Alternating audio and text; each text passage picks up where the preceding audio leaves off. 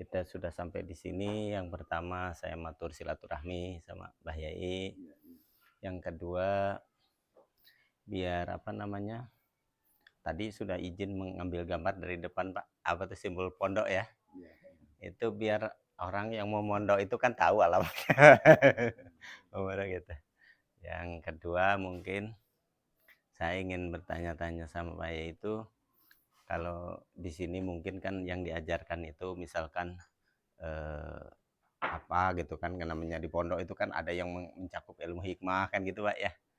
Nah itu, jadi mungkin mohon penjelasannya. Nah, yang kedua ada yang mau saya tanyakan itu baik tentang ya untuk pengupasan ya, karena di Mensos itu sedang rame-ramenya gitu ya, rame-ramenya tentang orang itu yang khususnya yang sampai sama saya pribadi baik. Jadi katanya Wali Songo itu secara tidak langsung sudah mengajarkan kesesatan di tanah Jawa kan gitu. Lah untuk saya pribadi kan boten terima Pak. Karena untuk kula pribadi, kula kan tiang awam ya, tiang bodoh, dan kula ki Mbak, lek misale boten wonten para Wali Songo. Nah, kita tahu agama dari siapa sebabnya kan nggak langsung ke Rasulullah. Nah itu mungkin mohon penjelasannya dari Pak Yai. Ini masalah itu. Kalau ada orang mengatakan, apalagi sampai tingkatan Wali Songo, ada yang menyampaikan itu mengajarkan ilmu kesesatan. Yang bilang kayak gitu itulah orang yang sesat. Nah, jelas dong, Wali Songo katakan sesat.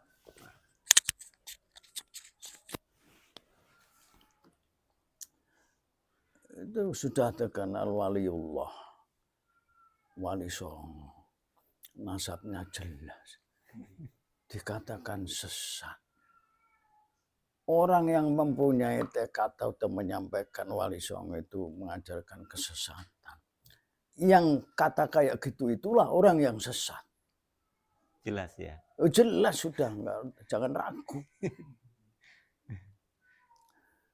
Apalagi Rasulullah menyampaikan, man adzali waliyan faqad adzantuhu bil harbi. Siapa yang menyakiti kekasihku, itu bukan Rasul, itu hadis qudsi. Hadis qudsi itu sabda Allah yang langsung kepada Nabi tanpa lantaran malaikat Jibril. Hadis qudsi. Man adzali waliyan faqad adzantuhu bil harbi. Siapa yang menyakiti kekasih saya izinkan kehancurannya. Lu nggak sembarang lah, lu ngomong no wali itu. Itu loh. Dan ada sebagian katanya apa tuh ilmu hikmah itu kan sebenarnya dari dulu ya, dari zaman para ulama sesepuh dulu kan udah ada ya di kalangan pondok-pondok gitu kan. Ya nanti dulu yang dimaksud antum ilmu hikmah itu yang gimana? Ya seperti zaman dulu kan waktu zaman ngelawan penjajah gitu kan, orang-orang kan punya kelebihan tersendiri. Ya. Nah, ilmu kelebihan zaman penjajah yang dilakukan para ulama-ulama salaf itu ada kalanya yang dinamakan karomah. Karomah ya. Karomah atau ilmu-ilmu atau tingkah-tingkah para manusia, apalagi ulama, aulia, nabi, itu tingkatannya namanya lain-lain. Kalau ada suatu hal yang tidak bisa dijangkau dengan akal yang dilakukan oleh nabi, itu namanya mukjizat. Nah, nabi. Kalau itu timbul dari para aulia, para wali, namanya karomah. Yang mempunyai karomah itu adalah waliullah atau aulia, seperti Wali Songo dan lain sebagainya. Pokoknya yang disebut waliullah. Kalau kepada orang mukmin biasa, namanya kok nulayani adat, artinya tidak bisa dijangkau akal, nggak bisa dilakukan orang biasa. Itu kok pada orang mukmin biasa kayak kita semua orang mukmin, itu namanya maunah.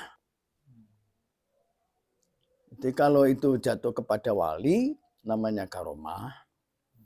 Kalau pada nabi namanya mukjizat. Kalau orang biasa, orang mukmin biasa namanya maunah. Kalau pada orang munafik, kafir namanya istidraj, penglulu cara Jawa, dilulu karo Allah. Tapi tetap punya kelebihan ya. Ya ada kelebihan tapi kan istidraj, Istidraj itu ya. penglulu. Eh, Kadang terbalik, mintanya ke sini malah ke sini, ya itu istidrat, penglulu Istidraj ya. dari Allah. Iya. Dilulu karo Allah. Berarti itu bawa ke neraka, Pak ya. Ya jelas dong istidrat. Iya. Terus tunggale cara Jawane arek cilik menek sing anu menek penan gak oleh. Aja menek le panggah. Ya sing dhuwur. Itu penglulu, Penglulu. istidrat. Istidraj ya. Jadi kalau kepada nabi namanya mukjizat. Tidak ada lainnya nabi yang punya kelebihan sampai dinamakan mukjizat. Mukjizat itu hanya kepada nabi rasul. Kalau kepada waliullah karomah.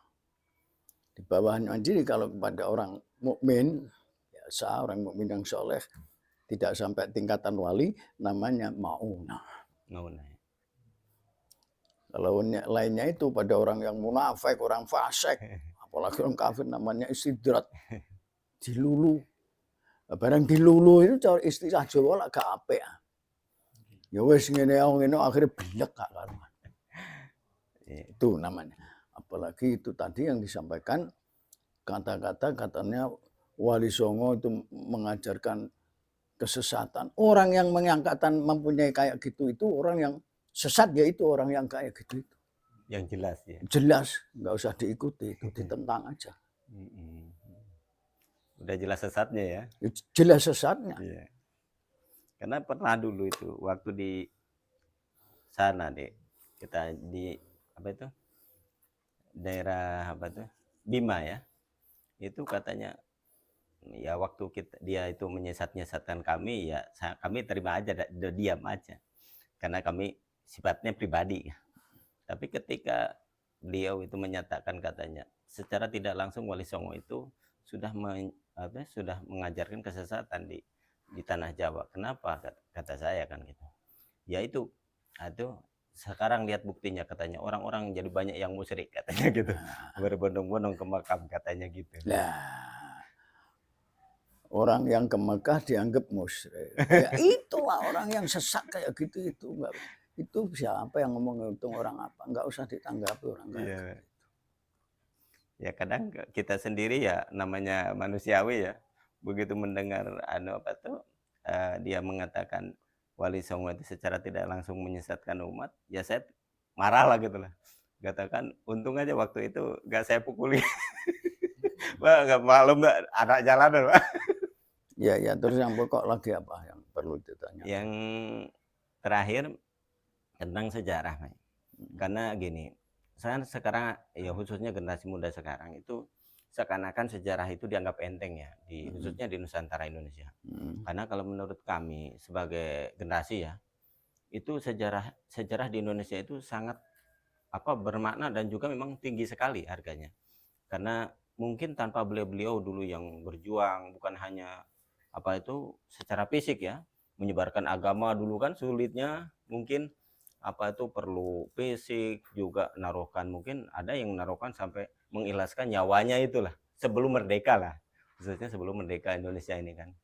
Nah itu mungkin biar kalau kami ini biar anak muda itu biar merasa bangga lah adanya di Indonesia ini. Ternyata di Indonesia ini, di Nusantara Indonesia ini banyak ulama-ulama yang karismatik yang memang pilihan Allah ya untuk ditempatkan di Nusantara ini, dijadikan untuk penuntun umat ya. Karena jasa-jasa mereka lah mungkin kita bisa tahu agama gitu.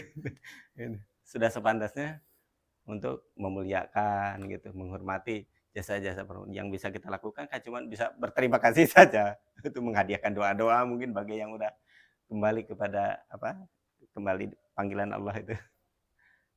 Cuma itu saja. Gini, kita jangan lupa dengan sejarah.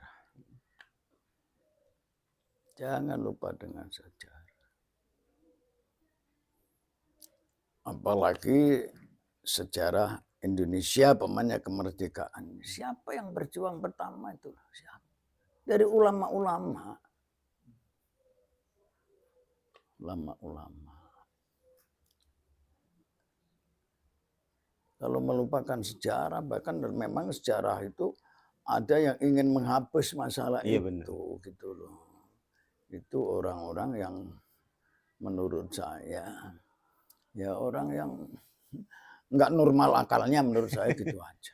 Ya kan nanti Sebab hilang. sejarah itu, kita pun istilah agama, Nabi menyampaikan. Nah, ini panjang nanti saya ngomong. Ya. Nabi menyampaikan, adibu auladakum ala salasi khisal. Hubbi nabiyikum wa hubbi ahli baitihi wa hubbi tilawatil Qur'an. Itu Nabi menyampaikan kayak itu. Ajarilah anak-anakmu, didik anak-anakmu cinta 3 macam. Hubbi nabiyikum, 1, anak-anakmu didik supaya cinta kepada Nabi. Rupanya Rasulullah Muhammad SAW. Wa hubbi ahli baitihi. Nomor 2, ajari anak-anakmu cinta kepada ahli baitihi. Ahli bait Rasulullah bisa dikatakan banyak tafsiran. Ahli bait itu siapa? Yang terkenal ahli bait itu adalah dzurriyyah Rasulullah. Cucu-cucu dari Rasulullah. Istilah di Jawa sebutan sayyid atau habaib-habaib. Kita harus merasa cinta pada habaib. Tapi itu ada kaitannya Rasulullah. Cinta pada habaib berarti cinta kepada Rasulullah. Nomor 3, didik anak-anakmu cinta baca Al-Quran. Nah, bisa cinta, bisa senang. Ini gambarnya antara lain kan harus diberi pengertian sejarah. Adibu auladakum ala salin hubbi nabikum. Anak-anakmu didik supaya cinta pada Nabi. Lho apa moro-moro wis seneng nang Nabi. Ya pilih ora seneng ora didudui sejarahnya. Rasulullah dan Nabi itu gini, sejarahnya ini. Orang kok seneng nang Nabi. Ya orang ngerti kalau tidak katakan sejarahnya Rasulullah itu ini. Enggak diterangkan ya. Diterangkan. Apalagi akhir-akhir ada yang tidak senang kepada dzurriyyah Rasulullah. Nah, ini bahaya. Sedangkan kami kan Rasulullah sampai menyampaikan gini. Ini terus terang ada hadis, saya mengumpulkan beberapa hadis. Insya Allah ada bukunya saya buat ini. Karena akhir zaman kayak gini banyak orang yang benci kepada dzurriyyah Rasulullah. Saya buat buku. Ihya'ul Mayit bi Fadhaili Ahlil Bait. Keunjuan keutamaan Ahlul Bait. Ahlul Bait dzurriyyah Rasulullah SAW. Insya Allah sampai ada 50 hadis. Saya kumpulkan ini. alhamdulillah Supaya umat Muhammad tidak kehilangan. bisa merasa cinta kepada dzurriyyah Rasulullah. Ini ada. Sehingga Rasulullah pernah menyampaikan bahasa Jawanya. Siapa yang tawaf, kemudian berdiri di antara makom Ibrahim dan makom Ibrahim dan makom Multazam. Antara itu, ini Ka'bah, makom Multazam di selatan pintu Ka'bah, pojokan sini namanya Hajar Aswad. Di sini makom Ibrahim. Lah tawaf salat di sini. Tapi mempunyai arti tidak senang atau benci kepada dzurriyyah Rasulullah Ahlul Bait. Dakhalan nar. Neraka. Padahal cuma tidak senang saja. Iya, tidak senang kepada dzurriyyah. Apalagi menganiayanya. Apalagi menganiaya. Ini ada hadisnya. Iya benar. Saya kalau ngomong ada gundelan nih coro. Yakin. Itu loh.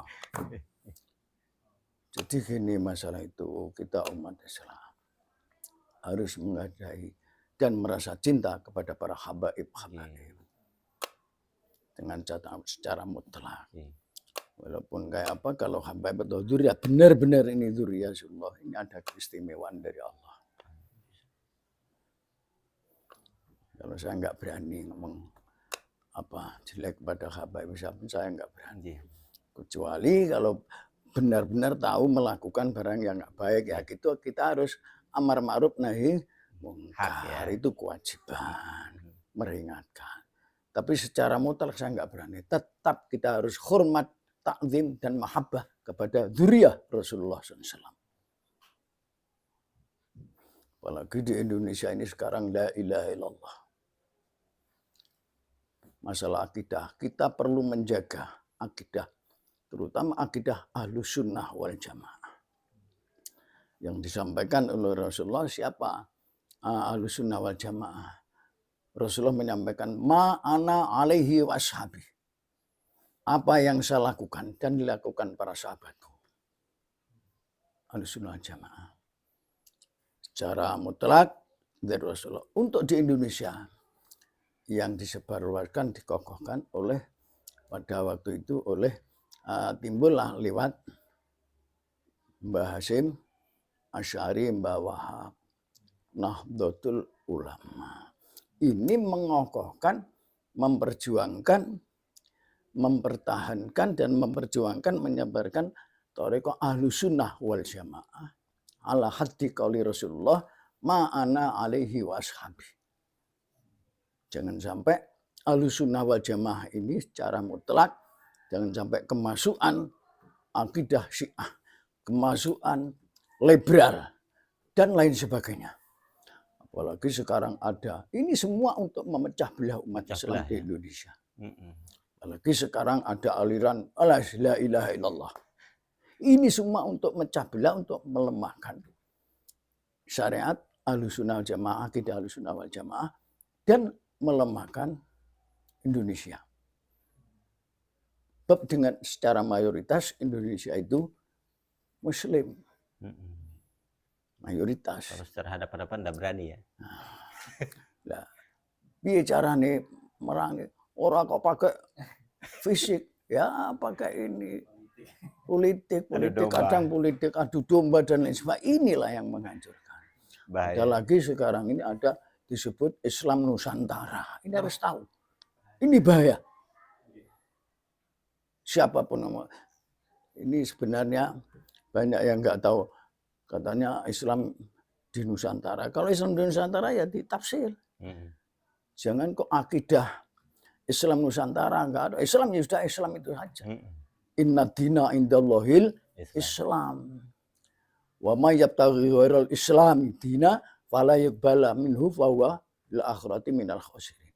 Enggak ada Quran inna dina indallahil Islam Nusantara, enggak ada. Itu enggak ada ngergeti saja. Loh, Quran itu ngomong kasar. Tapi kan yang penting bisa di. Lah ya memang kayak gitu. Kita harus mempertahankan, menjaga akidah Ahlus Sunnah wal Jamaah yang di Indonesia dibawa dan dikokohkan oleh Mbah Hasyim Asy'ari dan Mbah Wahab Hasbullah, pendiri atau muassis Nahdlatul Ulama. Ini memperkokoh, mempertahankan, menyebarkan akidah Ahlus Sunnah wal Jamaah. Nah ini sing rahmatan lil alamin. Jangan dipecah-pecah, jangan dimasuki, ini kan jadi akhirnya menjadi rahmatan libadil alamin. Hanya rahmat sebagian saja alam, tapi Rasulullah rahmatan lil alamin. Ini saja saya minta tolong. Akidah Ahlus Sunnah Jamaah harus dibersihkan dari kemasukan yang menjadikan ruwetnya. Kayak apa yang masuk di situ? Jangan sampai kemasukan liberal, kemasukan Syiah, kemasukan Islam Nusantara. Islam nggak usah campur-campuri. Inna dina indallahil Islam nggak ada. Inna dina indallahil Islam Nusantara nggak ada. Itu saja perlu saya sampaikan. Terima kasih Pak Yai tentang penjelasannya dan tentang apa yang Bapak Pak Yai sampaikan. Semoga ini membawa berkah dan manfaat untuk orang banyak, dan juga ini suatu pencerahan Pak Yai. Ya, Alhamdulillah para sahabat Abun dimanapun Anda berada, semoga ini penjelasan dari Pak Yai tadi membawa hikmah untuk kita, dan juga kita bisa ngambil manfaat ya daripada petuah-petuah Pak Yai ini.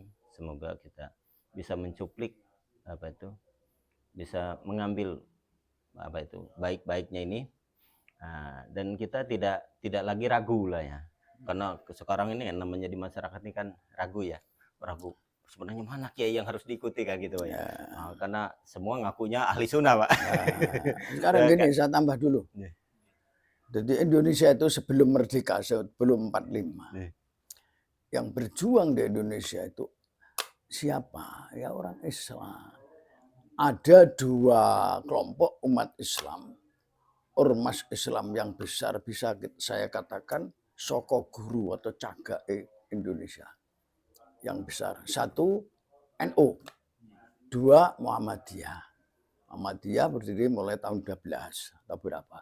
Kalau NU tahun 26. Loh, dua kelompok inilah soko guru Indonesia. Cikal bakal ya. Cikal bakalnya perjuangan di Indonesia. Tidak bisa dipisahkan. Dua kelompok ini jangan sampai ada perbedaan, ini harus menyatu. Wong punjere tunggale. Seperguruan. Ini ada masalah akidah, apa jenenge masalah perbedaan kuno. Ini jangan dipermasalahkan. Ini masalah furu'iyah. Iya. Yang penting umat Islam itu di Indonesia, terutama NU Muhammad dan lain harus menyatu. Jangan Rukun, sampai ada masalah yang lain. Yang penting Qur'ane podo, Nabine podo, hadisnya podo, Bukhari Muslime, dan lain sebagainya. Allah podo. Ya sudah. Wah, apalagi. Nah, akidah yang rusak ini yang baru-baru ini. Islam Nusantara, ini. Oh ini dan itu ini. Walhasil jadi cagak atau soko guru ini dua. Ini yang pokok sebelum merdeka. Ditambah akhir-akhir tambah dengan TNI. Tiga kelompok ini bisa dikatakan soko guru Indonesia. Cagak. Salah satunya ini hancur-hancur semua. Ini menurut akale wong desa, wong cilik. Karena itu jangan sampai ada perselisihan antara NU dan Muhammadiyah, harus menyatu. Masalah kecil furu'iyah enggak enak entail dibicara. Iya, sampai mati, Pak. Iya, itu enggak masalah itu. Itu. Para sahabat, alhamdulillah semua dapat ilmu kita dari Pak Yai, banyak-banyak terima kasih juga. Oke, para sahabat, mungkin di perjalanan Petualangan Abon Channel mungkin baru nyampe di sini. Ini pondok apa, Pak? Mansyaul Huda. Mansyaul Huda. Nah, itu ini timbulnya petunjuk dari Allah. Alhamdulillah. Ya, Pak Yai termasuk ya pendiri pondok ini dan juga sesepuh di Banyuwangi ini ya. Alhamdulillah kita sudah ketemu. Semoga kita selalu bisa silaturahmi dengan para alim ulama dimanapun ya, khususnya para alim ulama yang masih ada ataupun yang sudah enggak ada, kita tinggal yang bisanya cuman ya menghadiahkan doa-doa. Semoga para beliau itu selalu dirahmati Allah dan selalu perjuangannya yang sangat mulia itu dibalas dengan segala kebaikan dari Allah. Amin. Dunia maupun akhirat. Sekian dulu para sahabat. Wassalamualaikum warahmatullahi wabarakatuh. Waalaikumsalam.